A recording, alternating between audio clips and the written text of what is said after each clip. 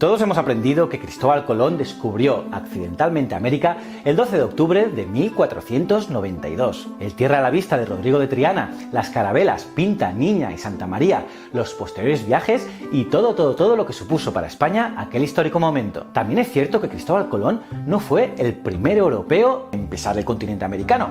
Años atrás, como explico en el vídeo de Academia Play, en torno al año 1000, los vikingos de Erik el Rojo y su hijo Leif Erikson llegaron desde Groenlandia a las costas de Terra Nova en Canadá, siendo célebres los relatos de las Vinland Sagas, tanto la saga de los groenlandeses como la saga de Erik el Rojo. Hasta la fecha, tanto Colón y sus hombres como los vikingos que llegaron desde Groenlandia a la costa este de Canadá son considerados propiamente como descubridores. Y no falta tampoco otras hipótesis y casos que se suman a dicho descubrimiento, siendo las más conocidas la del enigmático mapa del almirante otomano Piri Reis, aunque en este caso todo apunta a que se copió un mapa del propio Colón tras la captura de unos barcos españoles fondeados en Valencia. O también el caso que nos ocupa en esta historia, el almirante chino Zheng He y la flota del tesoro china. Y es que en 2006 corrió como la pólvora la noticia de que había aparecido en Pekín la copia de un mapa del propio almirante Zheng He, en el que aparecía ya detallado el continente americano. Dicho mapa era supuestamente de 1418, nada más y nada menos que 74 años antes de la llegada de Colón. Pero bueno, mucha gente duda de la autenticidad de dicho mapa, entre otras cosas por el detalle con el que está dibujado y, sobre todo por esto, porque la copia mostrada era de 1763. Pero la razón de peso que nos lleva a pensar que China no descubrió América es la propia historia de Zheng He. Vamos a conocerla un poquito. Zheng He nació en 1372 en la aldea de Hedai, en la provincia montañosa de Yunnan, y no siempre fue conocido con ese nombre. Su verdadero nombre era Ma He.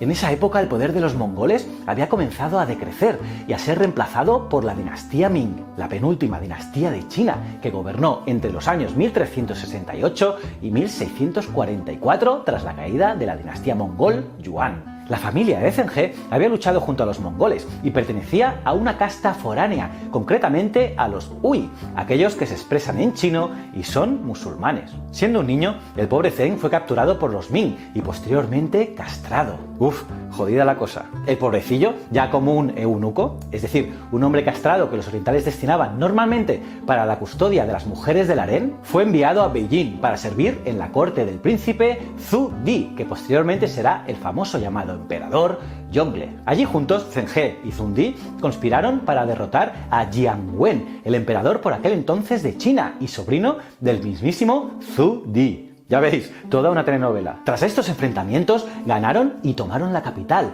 Nanjing, y en 1402 el príncipe Zhu Di fue coronado como emperador Yongle. Curiosamente, el emperador Yongle es considerado por muchos como el Pedro el Grande chino, es decir, debido a que los territorios de China crecieron más y más y más, como también hizo Pedro I de Rusia, apoderado Pedro el Grande, uno de los más destacados gobernantes de la historia de Rusia, perteneciente a la dinastía Romanov y que gobernó Rusia durante 14 años y transformándola hacia la Rusia moscovita y convirtiéndola en una de las capitales, en una de las principales potencias europeas. Pues bien, como recompensa por sus acciones durante la rebelión contra el emperador Jiang Wen, Zheng He fue nombrado almirante. En ese momento, tras alcanzar el poder, una de las prioridades del emperador Yongle fue impulsar el comercio marítimo como importante y provechosa fuente de ingresos. Por cierto, una actividad que estaba súper mal vista hasta su llegada. Zheng He, ya como almirante, se le encomendó la difícil tarea de construir una poderosa flota para navegar y comerciar por los mares del Oriente. Y lo hizo con unos mapas viejos y desfasados, unos pocos barcos y apenas tripulación, y se puso manos a la obra. Ordenó construir gigantescos astilleros en la ribera del río Yangtze, a las afueras de Nanjing, que entre 1403 y 1407 fueron capaces de fabricar alrededor de 1600 barcos. Tela con los chinos, ¿eh? Esta flota no solamente fue creada para fines económicos, también fue creada para combatir la piratería, establecer nuevas relaciones diplomáticas, la búsqueda de animales exóticos, plantas medicinales, etc. La flota de Zheng He era una auténtica ciudad flotante, compuesta por todo tipo de barcos, entre los que destacaban los llamados barcos del tesoro. Se desconocen sus verdaderas dimensiones, ya que no se ha conservado ni uno, pero se calcula que eran de 120 metros de largo, 50 metros de ancho y con más de 5 mástiles. Toda una fortaleza flotante que poco o nada tenía que ver con otros navíos de la época en Europa. La imponente flota del almirante Zheng He realizó hasta 7 viajes por los mares y costas de Oriente. Y pese a que habían soldados en los navíos, Zheng He no los utilizó con fines expansionistas o colonialistas, más bien como fuerzas disuasorias o como tropas de refuerzo para defender los intereses de los aliados de China. Para hacernos una idea de los beneficios obtenidos de estos viajes, en 1412 se financió la construcción de una torre de 80 metros de alto en Nanjing, la llamada Torre de la Porcelana, destruida en 1856 por los Taiping. Así que China, durante el reinado del emperador Yongle, vivió un esplendor sin precedentes. Se edificaron importantes obras arquitectónicas como la citada torre, la ciudad prohibida también. Se retomaron obras de reparación y construcción de nuevos tramos en la Gran Muralla.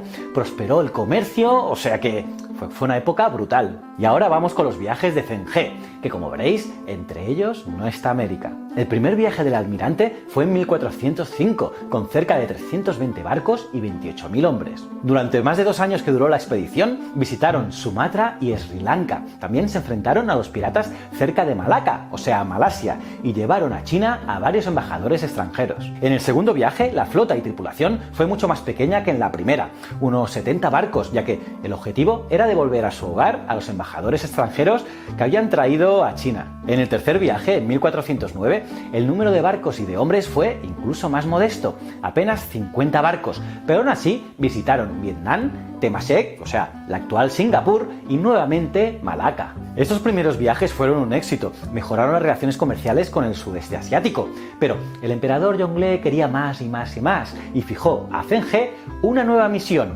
la exploración de Arabia y África, lugares que no eran del todo desconocidos por los chinos. En el cuarto viaje, Zheng He partió de China el año 1414 con unos 63 navíos y llegó hasta la India y las Maldivas. En este viaje, como curiosidad, Zheng He llegó a China con el rey de Bengala como invitado, y este obsequió al emperador Yongle con un quilín, un animal mitológico que aparecía cuando los gobernantes eran justos, aunque en realidad era simplemente una jirafa. Ya veis que el rey de Bengala era un cachondo. Sea como fuere, muchos felicitaron al emperador por ese símbolo de buen augurio. En el quinto viaje, ya en 1416, Zheng He visitó los puertos habituales del sudeste asiático, y esta vez sí que llegó hasta la península arábiga y Somalia. Ya en el sexto viaje, la flota repitió los destinos habituales y Zheng He fue invitado a la inauguración de la ciudad prohibida. Pero las cosas ya se empezaron a torcer en el que sería ya el séptimo y último viaje de la flota imperial china. Los confucianistas, partidarios del aislacionismo, comenzaron de nuevo a ganar terreno e importancia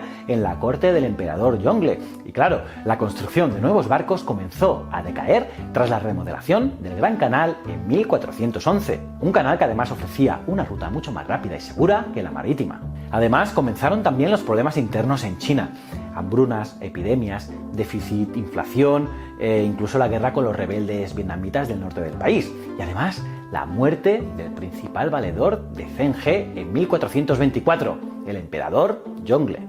Tras la muerte del emperador, el hijo de Yongle, el emperador Hongzhi, pese a que solamente reinó durante 9 meses, se mostró partidario de cancelar todas las expediciones navales. Por otro lado, Chuande, el sucesor de Hongzhi, ante la crisis que se cernía sobre China, ordenó iniciar los preparativos del que sería el último viaje de Zheng He. Y así fue. En 1430, Zheng He zarpó desde China una flota similar a la del primer viaje, con más de 300 barcos. Esta gran flota se dividió en dos. Una marchó por África, llegando hasta Kenia y Mozambique, y la otra, con Zheng He al mando, puso rumbo al Golfo Pérsico. Pero Zheng He falleció antes de llegar a su destino, y pese a que tiene una tumba en China, curiosamente está vacía, ya que, como buen lobo de mar, fue enterrado en el océano. Por lo tanto, la flota regresó a China sin su almirante, pero con nuevos productos, embajadores y hasta varios Killing más. Pero la situación se desmoronó con la muerte de Xuande, ya que encima su sucesor Yungtong, de tan solo 7 años de edad, fue capturado por los mongoles en 1449. Los confucianistas, con una fuerte presencia en la corte, una gran influencia en China y mucho, pero mucho más conservadores que anteriores emperadores, prohibieron la construcción de barcos con más de 2 mástiles y también la navegación marítima mediante el edicto Haijin. Esto fue en 1550 y este edicto prohibía la navegación en alta mar. Lo hicieron para evitar futuros despilfarros y además parte de los viajes de Zheng He fueron borrados por los funcionarios del nuevo emperador Ming. Pensad que los mongoles volvían a ser una seria amenaza en el norte de China y se necesitaban soldados para defender las fronteras, cosa que hizo bastante insostenible el elevado gasto que requería mantener las flotas del tesoro. Sea como fuere, las expediciones de la flota imperial de China terminaron de forma bastante tajante, ya veis, y ello favoreció en gran medida a toda la navegación y exploración europea. Porque claro, de haber seguido los chinos con sus expediciones, lo más probable es que hoy, al sur de Estados Unidos, se hablase chino y no castellano. Porque, como todos sabemos, unos años más tarde y desde otro lugar del mundo, un tal Cristóbal Colón ponía rumbo a América.